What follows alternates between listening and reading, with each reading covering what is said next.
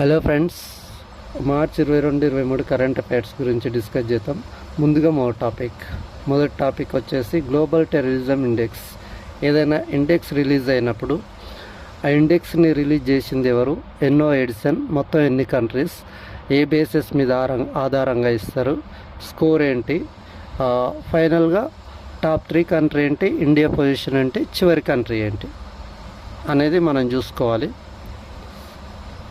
అయితే global terrorism index అనే సంస్థని రిలీజ్ చేసే సంస్థ ఎవ్రీ ఇయర్ రిలీజ్ చేసే సంస్థ Institute for Economic and Peace. ఇది ఎన్నో ఎడిషన్ అంటే 13th ఎడిషన్. మొత్తం కంట్రీస్ ఎన్నంటే 163 కంట్రీస్. మొత్తం స్కోర్ ఎంత అంటే 0 to 10 మధ్యలో ఉంటుంది. మొత్తంగా ఇండియా ర్యాంక్ ఎంత అంటే 13th ర్యాంక్. మరి ఫస్ట్ ప్లేస్ ఎవరంటే Pakistan, Burkina Faso, Niger. First top 3 countries Pakistan, Burkina Faso, Niger. 2025 12 ఎడిషన్లో ఇండియా యొక్క ర్యాంకు 12. అంటే ఈ సంవత్సరానికి ఒక స్థానం మెరుగుపడిందనమాట. గ్లోబల్గా టెర్రరిజం కేసులు కానీ టెర్రరిజం ఎఫెక్ట్ కానీ తగ్గుతున్నాయి, కానీ పాకిస్తాన్లో మాత్రం పెరుగుతున్నాయి. ఈ డిఫరెంట్ గుర్తుపెట్టుకోవాలి. గ్లోబల్గా టెర్రరిజం కేసులు 22% తగ్గితే టెర్రరిజం ఎఫెక్ట్ అనేది 28% తగ్గింది. ఈ నివేదిక ప్రకారం, అంటే గ్లోబల్ టెర్రరిజం ఇండెక్స్ 2026 నివేదిక ప్రకారం అత్యధిక డేంజర్ అయిన ఉగ్రవాద సంస్థ ఇస్లామిక్ స్టేట్, ఇస్లామిక్ స్టేట్. రెండో టాపిక్, నేషనల్ డెంటల్ కమిషన్ అనేది సెంట్రల్ గవర్నమెంట్ ఏర్పాటు చేసింది. డెంటల్ కౌన్సిల్ ఆఫ్ ఇండియా స్థానంలో తీసుకొచ్చింది. డెంటల్ యాక్ట్ 1948 తొలగించి నేషనల్ డెంటల్ కమిషన్ని తీసుకొచ్చింది. ఈ నేషనల్ డెంటల్ కమిషన్లో ఆధారంగా మేజర్గా మనం గుర్తుంచుకోవాల్సింది 3 బోర్డ్స్ ఏర్పాటు చేసింది. ఈ 3 బోర్డ్స్ని ఏర్పాటు చేయడం కోసం డెంటిస్ట్ యాక్ట్ 1948ని తొలగించింది. అలాగే డెంటల్ కౌన్సిల్ ఆఫ్ ఇండియా స్థానంలో నేషనల్ డెంటల్ కమిషన్ని తీసుకురావడం జరిగింది. ఇదేంటంటే ఒక రెగ్యులేటరీ బాడీ అంతే. నేషనల్ డెంటల్ కమిషన్ని ఎవరు తీసుకొచ్చారంటే సెంట్రల్ గవర్నమెంటు, హెల్త్ మినిస్ట్రీ ఆధ్వర్యంలో ఉంటుంది. ఇది ఒక regulator body. Dental council of India స్థానంలో తీసుకురావడం జరిగింది. ఈ నేషనల్ డెంటల్ కమిషన్ తీసుకురావడం కోసం డెంటల్ యాక్ట్ 1948 తొలగించడం జరిగింది. మేజర్గా గుర్తుంచుకోవాల్సింది డెంటల్ కమిషన్ అనేది నేషనల్ డెంటల్ కమిషన్ అండర్లో 3 బోర్డులను ఏర్పాటు చేయడం జరుగుతుంది. నెక్స్ట్, అభేద్య యాప్ హర్యానా రాష్ట్రం తీసుకొచ్చింది. ఇది ఇండియాలోనే మొట్టమొదటిది. అతి పెద్దది, అతి చిన్నది, అతి పొడవైంది అనే టాపిక్స్ ఎప్పుడు కూడా ఎగ్జామ్లో ఇంపార్టెంట్గా ఉంటాయి. ఆ విధంగా చూసుకుంటే అభేద్య యాప్ అనేది హర్యానా రాష్ట్రం తీసుకొచ్చింది. ఇది ఇండియాలోనే మొట్టమొదటి మొబైల్ సెక్యూరిటీ యాప్. మళ్ళీ చెప్తున్నా, అభేద్య యాప్ అనేది హర్యానా స్టేట్ లాంచ్ చేసింది. ఇండియాలోనే ఇది మొట్టమొదటి మొబైల్ సెక్యూరిటీ యాప్. అంటే స్పామ్ కాల్స్, అంటే అన్సెక్యూరిటీ కాల్స్ కానీ, తర్వాత మనకు మొబైల్లో లింక్ పంపుతుంటారు, అలాంటి క్రిమినల్ లింక్స్ కానీ, మోసం చేసే లింక్స్ కానీ, అట్లాంటి వాటి నుంచి రక్షణగా కల్పించడం కోసం అభేద్య అనే యాప్ని తీసుకురావడం జరిగింది హర్యానా గవర్నమెంట్. నెక్స్ట్, 4వ టాపిక్, భారతదేశంలో అతిపెద్ద గ్రీన్ఫీల్డ్ ఇంటిగ్రేటెడ్ స్వీట్ ప్లాంట్ అనే స్టీల్ ప్లాంట్. భారతదేశంలో అతిపెద్ద గ్రీన్ఫీల్డ్ ఇంటిగ్రేటెడ్ స్టీల్ ప్లాంట్ అనేది తమ్మయ్యపేటలో, అనకాపల్లి డిస్టిక్లో, ఆంధ్రప్రదేశ్లో ఏర్పాటు చేయడం జరుగుతుంది. ఏదైనా అతి పెద్దది, అతి చిన్నది, అతి పొడవైంది, ఏకైకం, ఇవి ఎప్పుడు కూడా ఇంపార్టెంట్. కావాలంటే చూడండి. అంటే ఇది చాలా ఇంపార్టెంట్. మనం ఆంధ్రప్రదేశ్ కరెంట్ అఫైర్స్గా చూడొద్దు. ఇది నేషనల్. మనం ఏమంటున్నాం, భారతదేశంలోని అతిపెద్ద గ్రీన్ఫీల్డ్ ఇంటిగ్రేటెడ్ స్టీల్ ప్లాంట్ అంటున్నాం. ఇది ఎక్కడంటే తమ్మయ్యపేట, అనకాపల్లిలో ఉంది. మరి దీన్ని నిర్మిస్తున్న వారు ఎవరంటే మిత్తల్ స్టీల్ ప్లాంట్ వారు. ఇక్కడ ఈ మిత్తల్ స్టీల్ ప్లాంట్ అనేది ఒక దీనికి ఒక రికార్డు ఉంది. మినిస్ట్రీ ఆఫ్ స్టీల్ నుండి గ్రీన్ ఫీల్డ్ సర్టిఫికేట్ పొందిన మొట్టమొదటి కంపెనీ ఏదంటే మిట్టల్ స్టీల్ కంపెనీ. ఓకేనా. నెక్స్ట్ టాపిక్, నర్మదా నదిపై ఓంకారేశ్వర్ సోలార్ ప్రాజెక్టును నిర్మిస్తున్నారు. ఆల్రెడీ ఇది నిర్మించారు, అండర్లో ఉంది, ఇప్పుడు ప్రాసెసింగ్ జరుగుతుంది. నర్మదా నదిపై ఓంకారేశ్వర్ సోలార్ ప్రాజెక్టు నిర్మిస్తున్నారు. అయితే ఇప్పుడు మనం ఎందుకు చర్చించుకుంటున్నామంటే ఈ నర్మదా నదిపై నిర్మిస్తున్న ఓంకారేశ్వర్ సోలార్ ప్రాజెక్టుని అంటే దాని సామర్థ్యాన్ని 600 మెగావాట్స్కి పెంచబోతున్నారు. సో ఇది దీంతో ప్రపంచంలోని అతిపెద్ద ఫ్లోటింగ్ సోలార్ ప్లాంట్గా ఇది అవతరించబోతుంది. అందుకని ఇది కరెంట్ అఫైర్స్లో ఉంది, న్యూస్లో ఎందుకుందంటే నర్మదా నదిపై ఓంకారేశ్వర్ సోలార్ ప్రాజెక్టు ఆల్రెడీ నిర్మించారు. కానీ ఇది న్యూస్లో ఎందుకుందంటే దీని సామర్థ్యాన్ని 600 మెగావాట్స్కి పెంచబోతున్నారు. దీంతో ప్రపంచంలో అతిపెద్ద ఫ్లోటింగ్ సోలార్ ప్రాజెక్టుగా ఇది అవతరించబోతుంది అన్నమాట. ఇది మరి మనకు ఒక ఇంపార్టెంట్ ఫ్యాక్ట్ ఏంటంటే ప్రపంచంలో థర్డ్ ప్రొడ్యూసింగ్ కంట్రీ అంటే సోలార్ ఎనర్జీలో ప్రపంచంలో సోలార్ ఎనర్జీ ప్రొడ్యూస్ చేసే కంట్రీస్లో ప్రపంచంలో ఇండియా 3వ ప్లేస్లో ఉంది.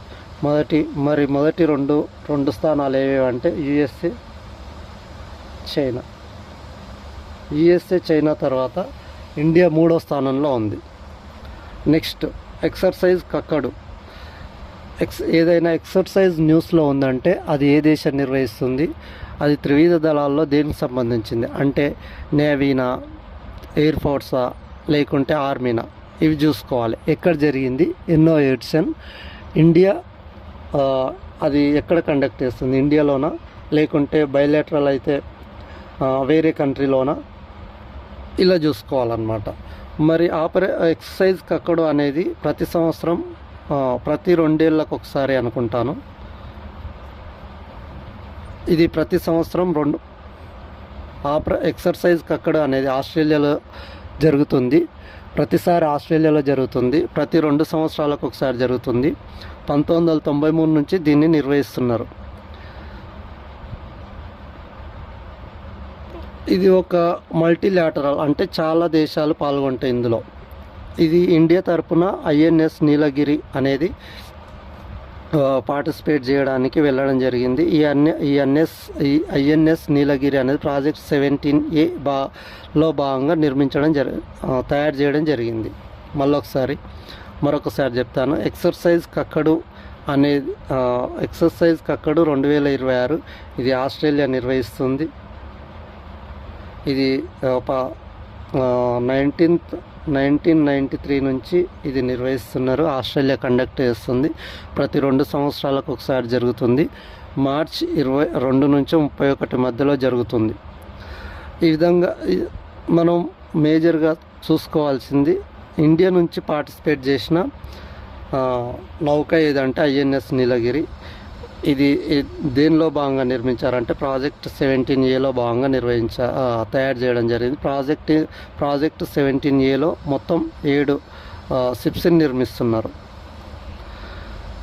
ఓకేనా. నెక్స్ట్ 7th టాపిక్, కరుణ బుక్ అనేది ఒకటి రీసెంట్గా వార్తల్లో ఉంది.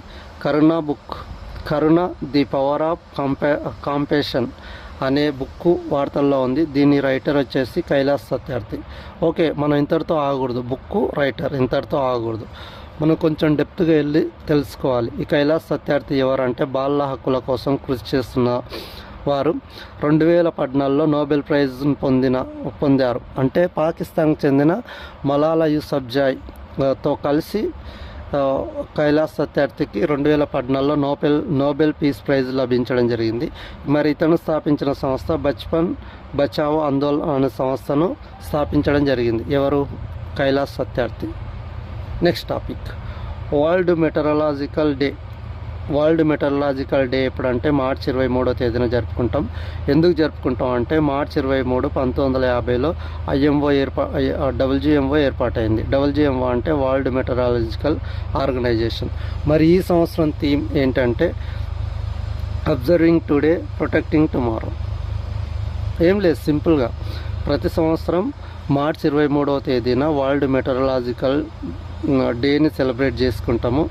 ఎవరు సెలబ్రేట్ చేస్తారంటే ఐఎంఓ ఆధ్వర్యంలో. ఎందుకు సెలబ్రేట్ చేస్తారంటే ఐఎంఓ 1950 మార్చి 23వ తేదీన ఎస్టాబ్లిష్ చేయడం జరిగింది. మరి ఈ సంవత్సరం థీమ్ ఏంటంటే అబ్జర్వింగ్ టుడే ప్రొటెక్టింగ్ టుమారో.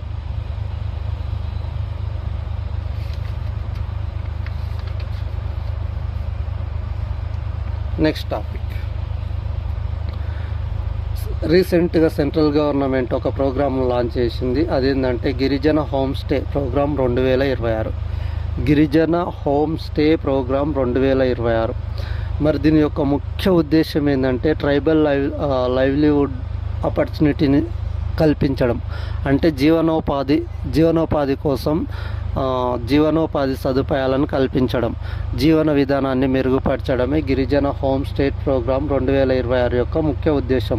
మరి ఇందులో భాగంగా ఏమేం చేస్తారంటే రోడ్లు, తర్వాత కనెక్టింగ్ ఫెసిలిటీస్ ఏర్పాటు చేస్తారు.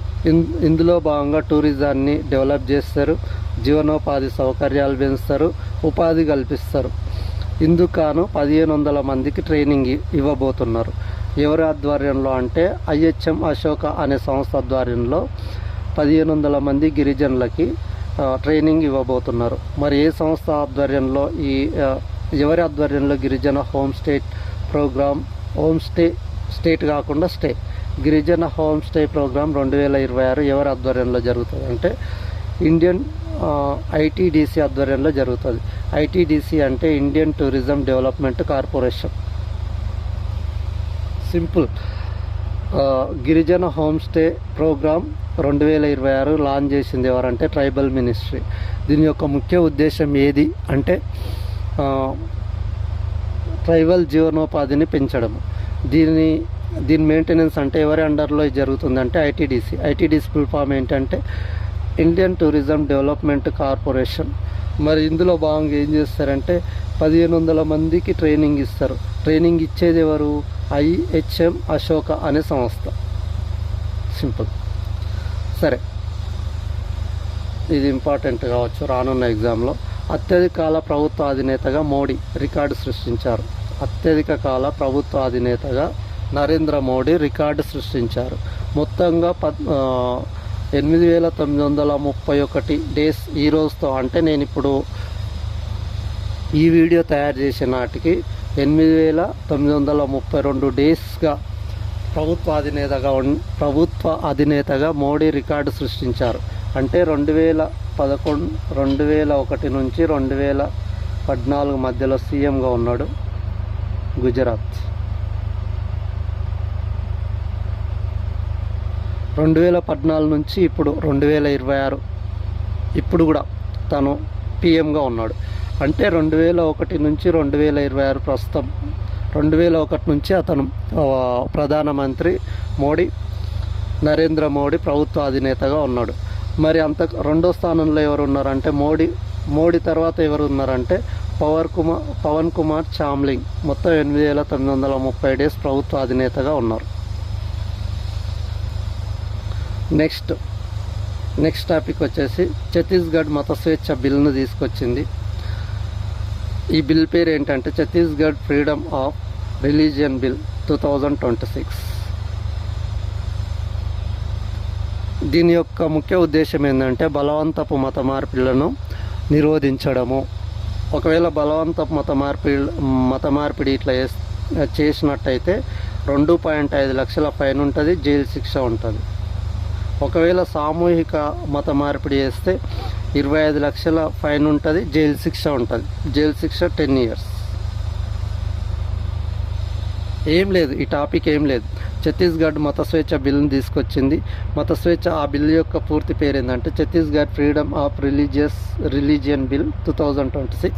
ఇందులో భాగంగా ఎవరైనా మత మార్పిడికి పాల్పడితే, వ్యక్తులను మత మార్పిడి చేస్తే 2.5 lakh plus lakh fine plus jail శిక్ష విధించబడుతుంది. అలాగే 25 lakh ఒకవేళ సామూహికంగా అంటే ఒక పూర్తి వర్గాన్ని కనుక మత మార్పిడికి పాల్పడితే 25 లక్షలు ప్లస్ 10 సంవత్సరాల జైలు శిక్ష విధించబడుతుంది.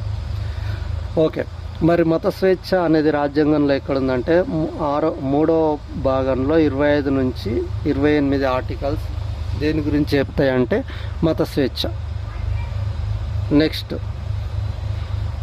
ప్రారంభ్ 2026 అనేది ఒక ప్రోగ్రామ్ని గవర్నమెంట్ ఇనిషియేట్ చేసింది. ఇది ఇంపార్టెంట్, రానున్న ఎగ్జామ్లో ప్రారంభ్ అనే ప్రోగ్రాం దేనికోసం అంటే మెయిన్ ఉద్దేశం ఏంటి అనే క్వశ్చన్ అడగొచ్చు. ప్రారంభ్ అనే ఇనిషియేషన్ అనే ప్రోగ్రామ్ని ఆర్థిక శాఖ మంత్రి ఫినాన్స్ మినిస్టర్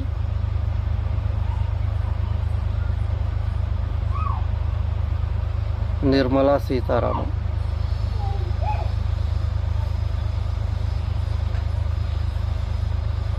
ప్రారంభ్ 2026 అనే ప్రోగ్రామ్ని ఫినాన్స్ మినిస్టర్ నిర్మలా సీతారామన్ గారు లాంచ్ చేశారు.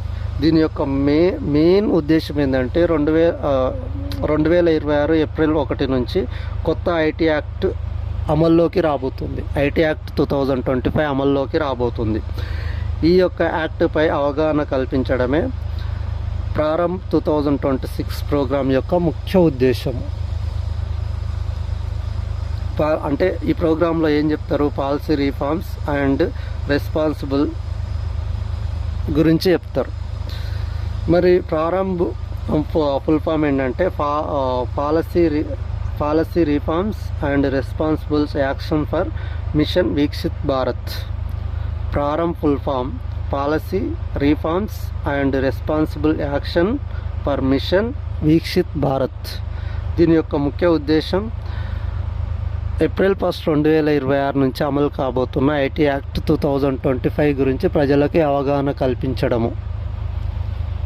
మరి ఇది ఎవరి అండర్లో అంటే ఎవరి ఆధ్వర్యంలో ఈ ప్రోగ్రాం నిర్వహించబడుతుందంటే సిబిడిటి ద్వారా, central board for direct tax. CBDT full form ఏంటంటే central board for direct tax. CBDT ద్వారా ప్రారంభ్ అనే ప్రోగ్రాం అమలు చేయబడుతుంది. లాంచ్ చేసినది ఎవరంటే నిర్మలా సీతారామన్. దీని యొక్క ముఖ్య ఉద్దేశం ఏంటి, ఏప్రిల్ 1 నుంచి అమలు కాబోతున్న ఐటీ యాక్ట్ 2025ని 25 గురించి అంటే ఐటీ యాక్ట్ 2025 గురించి ప్రజల్లో అవగాహన కల్పించడం కోసం. మరి ఎవరు దీన్ని అమలు చేస్తారంటే CBDT, central board for direct tax అనే సంస్థ అమలు చేయబోతుంది. నెక్స్ట్ టాపిక్ వచ్చేసి సిగెల్ల వ్యాధి.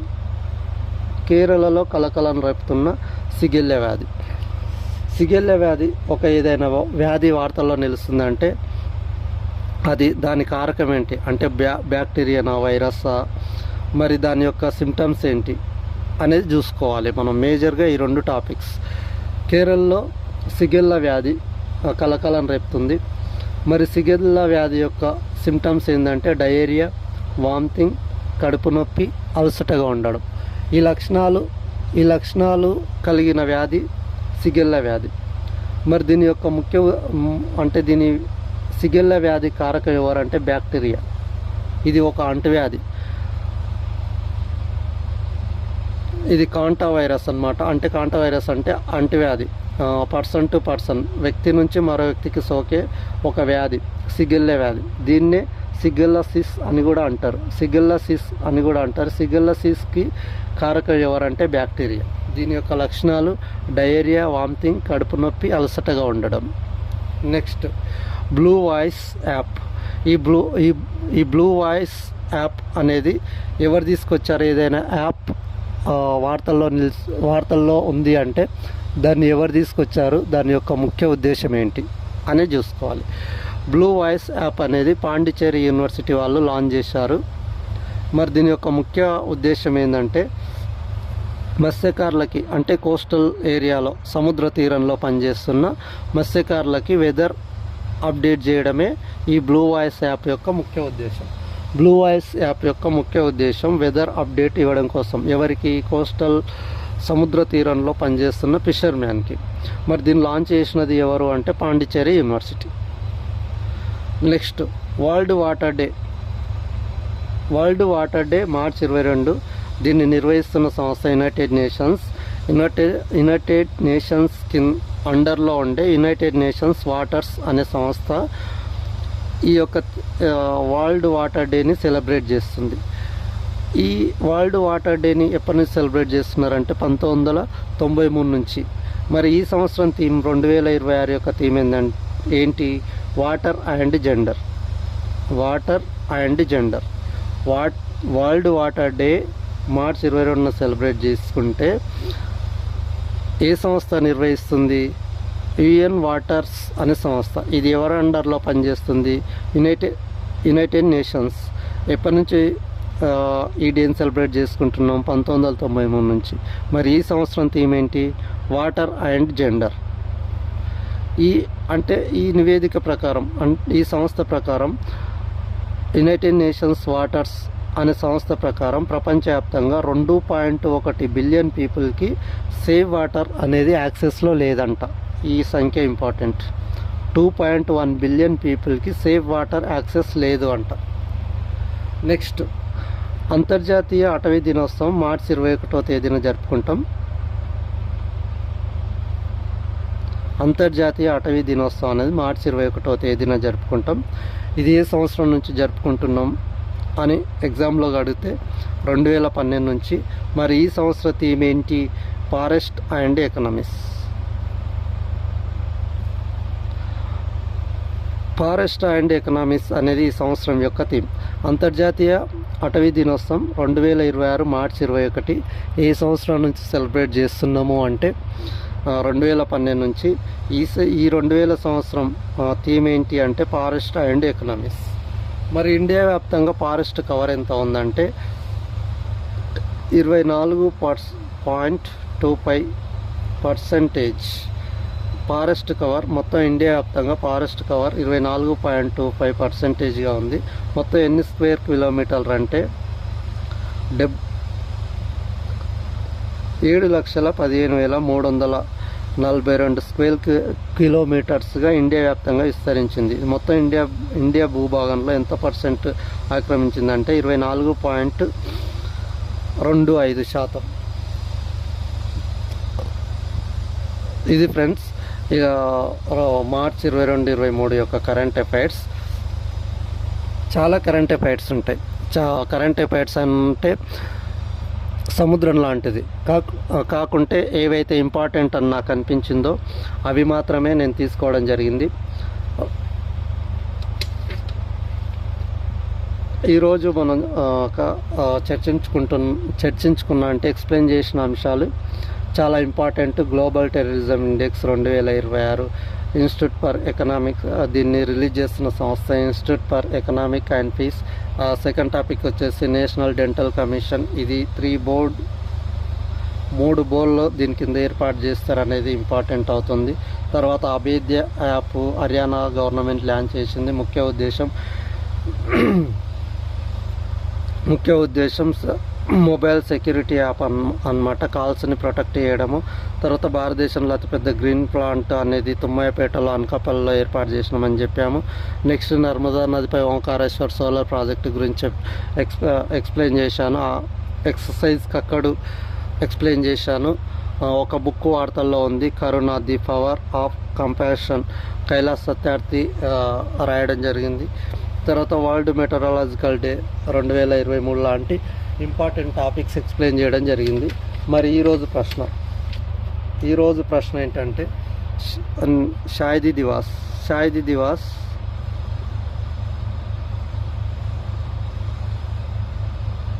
ఏ రోజున జరుపుకుంటాం?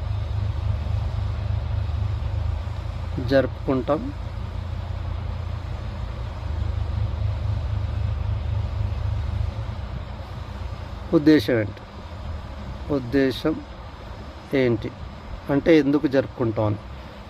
ఈరోజు ఒక క్వశ్చన్, షాహిదీ దివాస్ ఏ రోజున జరుపుకుంటాము, ఆ రోజున ఎందుకు జరుపుకుంటాము అంటే ఉద్దేశం ఏంటి అనేది కామెంట్ సెక్షన్లో కామెంట్ చేయండి. Thank you friends. నేను ఎగ్జామ్ ఓరియంటేషన్లో ఎలాంటి సుత్తి లేకుండా కరెంట్ అఫైర్స్ అందించడం జరుగుతుంది. కాంపిటీషన్ ఎగ్జామ్స్కి ప్రిపేర్ అవుతున్న మీ ఫ్రెండ్స్, రిలేటివ్స్కి షేర్ చేయండి, లైక్ చేయండి, సబ్స్క్రైబ్ చేయండి. Thank you.